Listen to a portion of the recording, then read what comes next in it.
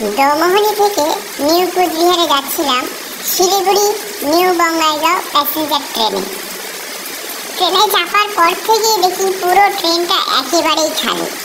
অনেকক্ষণ ধরে ভিতরে বসে আছি, তো অবশেষে থাকতে না পেরে ভিডিও বানাতে শুরু করলাম। তো ভাবছিলাম যে ট্রেনের এক পিছনের কামরা থেকে একদম সামনের দিকে পরিষ্কার যাওয়ার রাস্তা আছে, ভালোভাবে প্রত্যেকটা কামরাতে যাওয়া যাচ্ছিল। আমি চাপাগুড়ি স্টেশন পার হয়ে গেছি, তো দেখছি চারদিকের দৃশ্যগুলো খুব সুন্দর এবং ট্রেনটি বেশ ফাঁকা। কিন্তু এত ফাঁকা ট্রেন যাত্রী শূন্য ট্রেন আমি এর আগে দেখিনি।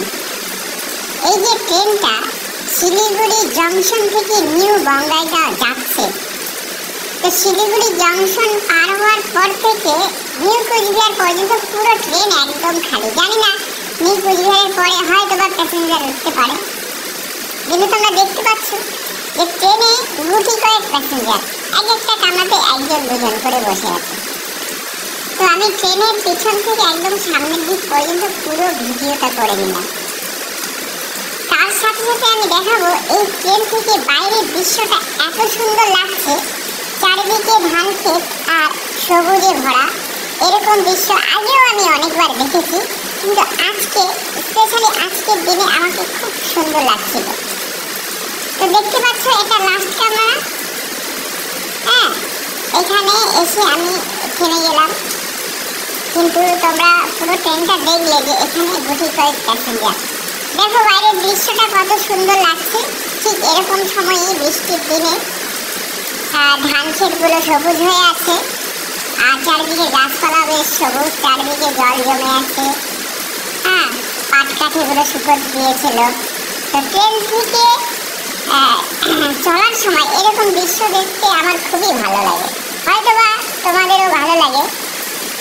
কিন্তু আসলে আমার ট্রেনে একা একা একটু ভয় লাগছিল। আরে এটা কিরকম ট্রেন, এই অবস্থাটা আগে দেখিনি, এত ফাঁকা ট্রেনে কি আমি একাই? যখন পেছন থেকে সামনে পর্যন্ত ঘুরে দেখলাম পুরো ট্রেনটাতে হয়তো 7 থেকে 8 জন প্যাসেঞ্জার হবে। তো একটু ভেবে দেখো যে একটা ট্রেন সরকার চালাচ্ছে, কত খরচ হয় এত দূর যেতে, আর সেখান থেকে ইনকাম কত? 1% ইনকাম হচ্ছে না। যাই হোক, সেটা অন্য কোথায় গেলাম। তো এত সুন্দর দৃশ্য আমি উপভোগ করতেছিলাম, তাই আমি এই ভিডিওটি করেছিলাম। তো আজকে মোটামুটি 2.5 বছর পর এই ভিডিওটা আবার আমি পোস্ট করে দিলাম। তো ভিডিওটি তোমাদের কেমন লাগতেছে অবশ্যই জানাবে।